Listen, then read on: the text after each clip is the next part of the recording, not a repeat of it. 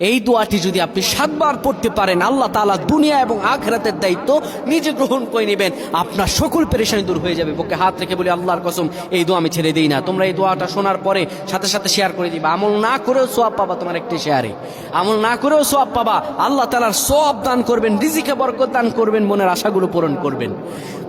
ও আমার প্রাণের ভাইয়েরা, বিশ্ব নবী মুহাম্মাদুর রাসূলুল্লাহ সাল্লাল্লাহু আলাইহি সাল্লাম বলেন, কোন ব্যক্তি যদি এই দোয়াটা 7 বার পড়তে পারে, দোয়াটা হলো হাসবি আল্লাহু লা ইলাহা ইল্লাহু আলাইহি তাওয়াক্কালতু ওয়া হুয়া রাব্বুল আরশিল আযীম। কোন ব্যক্তি যদি এই দোয়াটা পড়তে পারে খালেস অন্তরে সকালে 7 বার আর মাগরিবের পরে 7 বার পড়তে পারে, আমার আল্লাহ রাব্বুল আলামিন বড় বিপদ থেকে তারে বাঁচিয়ে দিবেন। তার দুনিয়া এবং আখিরাতের দায়িত্বগুলো আমার রাব্বুল আলামিন নিজে গ্রহণ করে নেবেন। আল্লাহুম্মা আমিন।